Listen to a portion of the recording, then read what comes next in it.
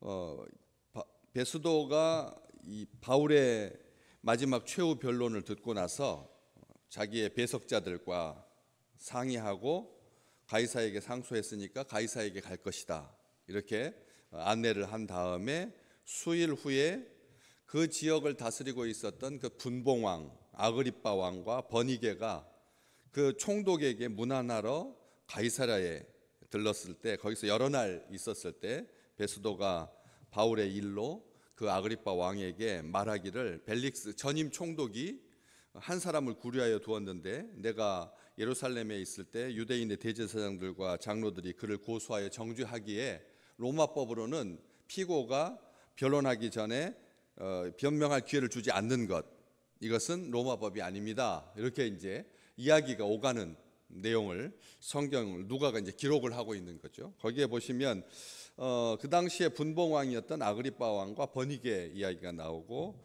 그리고 또 지금 바울의 재판이 어떻게 진행되고 있는지 안내하고 있는 모습을 보게 되는데, 이 여기에 나오는 이 아그리빠 왕은 아그리빠 2세입니다. 아버지 아그리빠 1세는 베드로를 투옥했던, 야고보를 죽였던, 그러다가 벌레 먹어서 죽은 그런 아그리빠 2세의 아들, 1세의 아들 아그리빠 2세인 거죠. 그리고 또 여기 나오는 버니게라고 하는 여자는 왕비가 아니라 여동생입니다. 한 살 차이 나는 여동생이고, 그 밑에 막내 여동생이 드루실라라고 하는, 그 앞쪽에 24장 24절에 나오는 벨릭스 총독의 세 번째 부인이었던 그 드루실라의 언니가 바로 이 버니게이죠.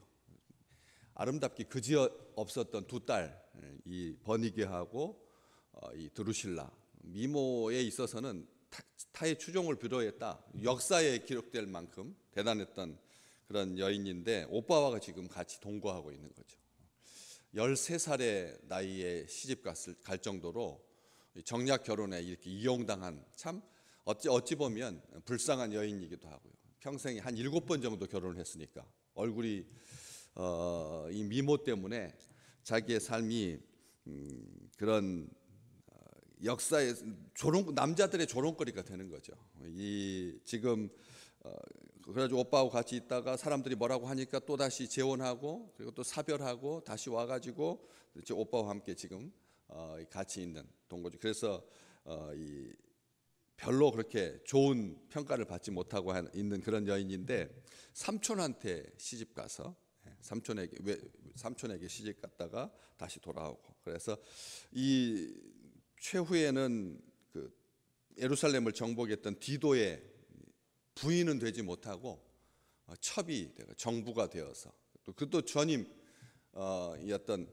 베스파니아누스의 또 부인이었다가 이렇게 로마 황제하고 이 권력하고 굉장히 결탁되어 있었던 그런 사람입니다.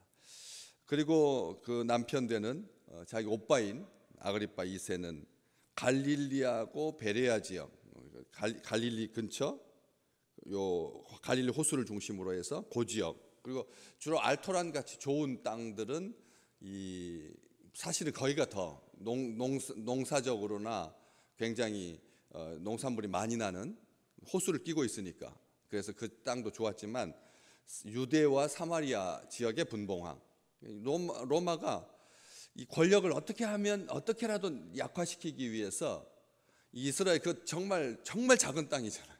강원도 정도 되는 그런 땅인데 그것을 서너 개로 쪼개가지고 분봉왕의 형식으로 권력을 분산시키고 자기가 필요에 따라서 왕을 세우기도 하고 내리기도 해요. 그래서 유대하고 사마리아 지역을 다스리는 분봉왕, 갈릴리하고 이 베레아 지역을 다스리는 분봉왕, 또 그 위에 조금 떨어져 가지고 지금 있는 시리아와 레바논 지역, 그 레바논 지역, 그 지역을 또 다스리는 분봉왕, 이렇게 가지고 여러 명의 분봉왕이 있었는데, 그 당시에는 이 아그리빠 2세가 그 갈릴리 지역 담당하고 있으니까 가이사랴와 자기 지역하고 좀 가까이 있으니까 갈릴리 호수 근처에서 이 해안가에 있는 도시였던 가이사랴의 총독의 관저가 있는 로마의 행정 수도인 그 가이사랴에 잠시 와가지고 며칠 머물게 되는 것이죠.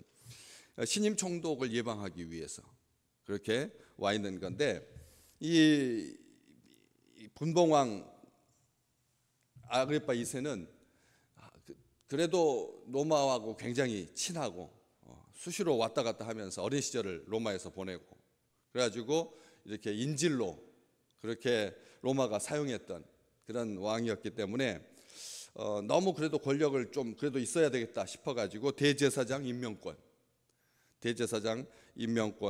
그리고 예루살렘 성전을 감독할 수 있는, 예루살렘 성전을 감독한다라고 하는 말은 그냥 성전을 관리하는 정도가 아니죠.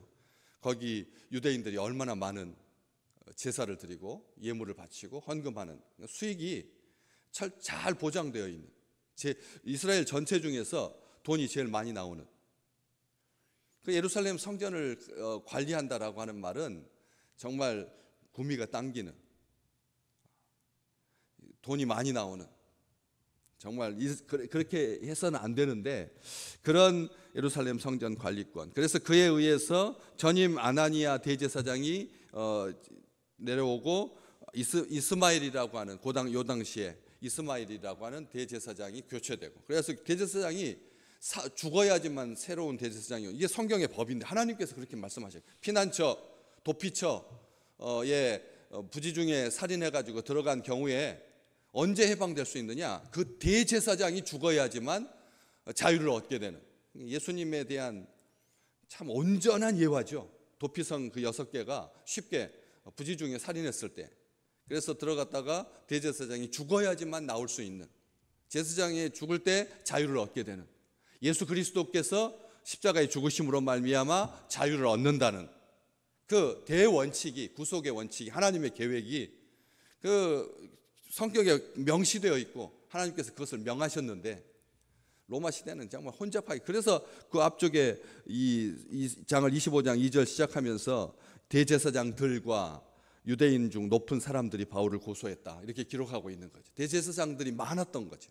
서너 명씩 전직, 지금도 이게 복받은 시대여서 그런지 모르지만 미국의 전임 대통령 부부들이 쭉 같이 계시잖아요. 카터 대통령 돌아가시고 이제 이렇게 전임 몇 대에 걸쳐서 전전 한 4, 5대 정도 되는, 6대까지 7대까지 되는 뭐 이런 4년씩이니까 뭐 중임한다 그래서 8년 정도 되니까 10번 뭐 5번 정도 해봐자 8, 5, 40년 정도 되니까 그 어간에 같이 대통령을 하면서 그렇게 이 좋은 것, 우리가 놀라운 시대를 보는 거죠. 옛날 같으면 서거해야지만, 왕이 세상을 떠나야지만 다음 왕이 오고 하던 그런 시대와 달리 이 시대에 대제사장들이 그렇게 많았던 것이죠. 그래서 신입 총독이 왔는데 그렇게 많은 이야기들 중에서 할 이야기가 꼭 이 바울 이야기였을까? 바울 이야기를 부임 3일 만에 이 고소를 하고 고발을 하고 정죄하고, 대제사장들과 유대인의 높은 사람들, 고위 종교 지도자들이 바울을 이미 공회에서 유죄를 판결하고 나서 이런 사건들이 벌어졌으니까 베스도가 아그리빠에게 그래도 유대인 그 분봉 그 지역을 다스리는 왕이고 해서 여러 가지 중에서 부임 초기부터 이렇게 날카롭게 대립하고 있는 이 사건을 아그리빠에게 말하고 있는 거죠. 피고에게 변호의 기회도 주지 않고 유죄 판결을 내리는 것은 로마법이 아니라서 제가 거절했습니다.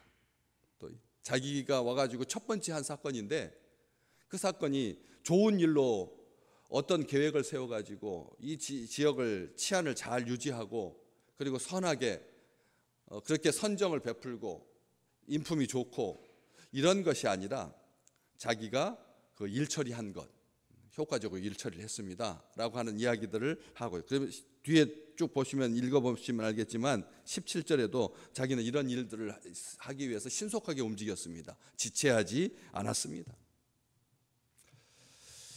그런데 가만히 이야기를 들어보면 조금 이야기가 다르다는 것을 금방 알 수가 있거든요. 우리 성경책을 보시는 거니까, 이 기록이니까, 기록을 보면 사실은 이 종교 지도자들이 바울을 예루살렘으로 끌어올려 가지고 매복 길에서 죽이려고 해서, 그래서 예루살렘으로 좀 이송해 달라라고 하는 그런 요구를 이 신임 총독이, 베스도 총독이 어떻게 합니까? 처음에 거절하잖아요. 내가 여기 있다가 금방 내려갈 거니까. 그리고 바울은 이미 구속되어 있으니까, 헤롯 궁에 구속되어 있었으니까 라고 하면서 이렇게 말을 해가지고 내려와가지고 재판을 한 거거든.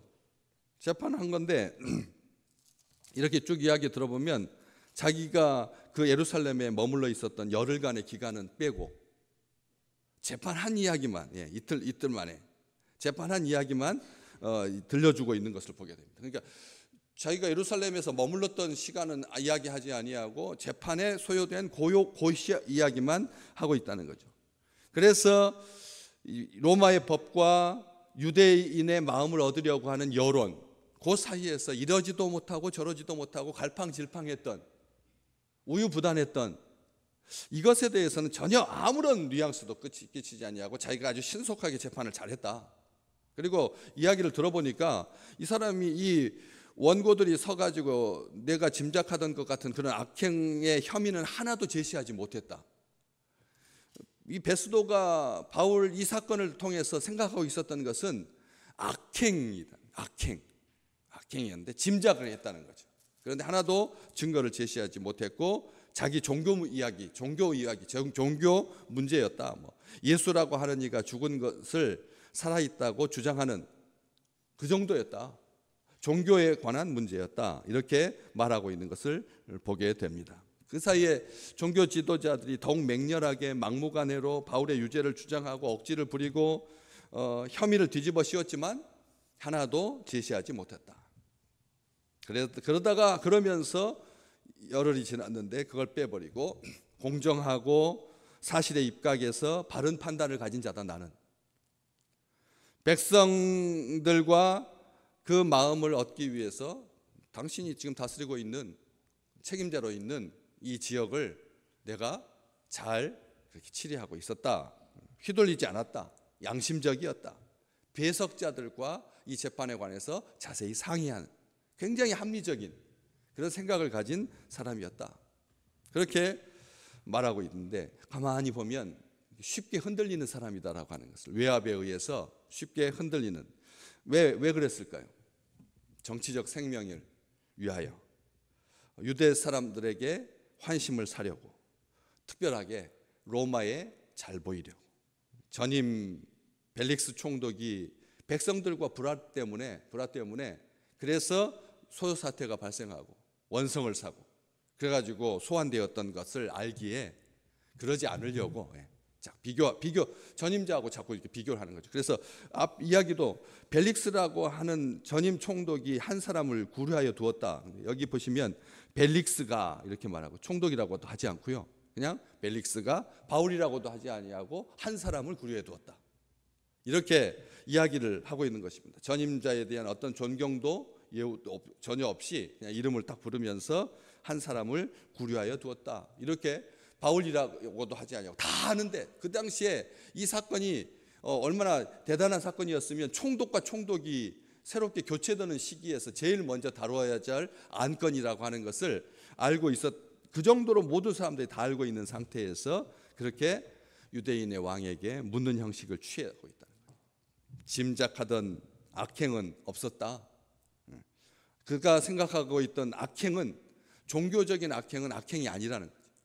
종교적인 문제는 내부 문제이고, 그리고 겉으로 드러나는 반란을 모의한다거나 그래서 민중을 교란한다거나 이렇게 해가지고 로마에 대항하는, 로마에 항거하는 폭동의 사태만 발생하지 않는다면 나는 얼마든지 관용적인 사람입니다 라고 하는 것을, 은근히 그 지역의 이 안정에 대해서 신경 쓰고 있고, 그리고 나는 이것에 관심이 있으니까 당신도 이 문제에 대해서 나하고 잘 상의해가지고 이 지역의 치안만 잘 관리하면 나의 정치적인 생명도 길고 당신도 오랫도록 왕위에 있을 수 있습니다.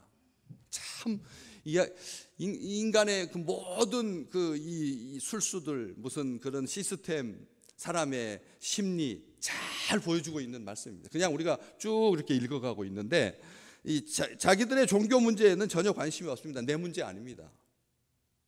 무관심함. 진짜 중심에 두어야 될 것이 뭐냐는 거죠. 대한민국의 정치 흐름을 이렇게 우리가 격동의 시기를 보냈다고 하잖아요. 6.25 때, 뭐 일제시대 때. 그런데 지금 가장 혼란한 이 경랑기를 지내시면서 이 세상에 있는 정치하는 사람들이 사람의 눈치는 그렇게 신경 쓰는데 하나님은 이 세상을 다스리고 계시는 그 하나님에 대해서는 그렇게 신경을 쓰는 것 같지 않다라고 하는, 자기 문제라고 생각하지 않다는 것. 진짜 구원받아야 할, 정말 온전하게 하나님께서 그에게 권세를 위임하셔서 하나님께서 다스리실 이 세상을 다스릴 수 있도록, 섬길 수 있도록 좋은 기회를 준 건데, 우리가 오늘 이 말씀을 받으시면서 이제 또 이렇게 막 혼란스러운 이런 속에 한 가지를 하나님 앞에 기도하면 좋겠습니다. 정말 그들의 마음속에 우리가 그냥 겉으로 그냥 나라를 위하여, 뭐 위정자들을 위하여 그렇게 기도하는 것이 아니라 기회를 주셨을 때 하나님의 영광을 드러내는, 정말 많은 사람들이 보고 있거든요.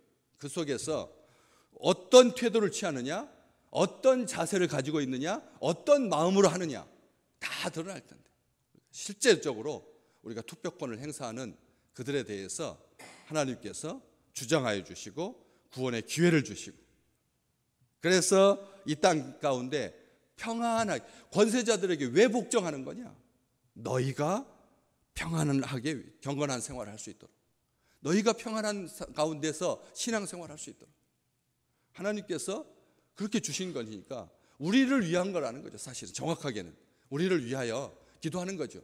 나라를 위하여 기도하고 위에 있는 권세들을 위해서 기도하는 거지만, 그것은 우리가 평안 가운데서 신앙생활 잘할 수 있도록, 만약 다 엉클어지고 다 무력과 폭력, 변호하는 사람이 내란으로까지 갈 수 있다, 이런 말로 사람들을 은근히 협박하고 내란이 발생하게 되면, 우리는 뭐 르완다, 중남미 거기에서 내란으로 인하여서 국민의 5분의 1이 막 죽고, 막 캄보디아에서 그런 사건들을 멀찌감치만 봐왔었는데, 만약 이런 일로 인하여서 종교적인 갈등, 정치적인 갈등, 이념의 갈등, 사상의 갈등, 보수냐 진보냐, 심지어는 세대의 갈등, 세대도 2030이 반으로 딱 나눠져 가지고 남자냐 여자냐,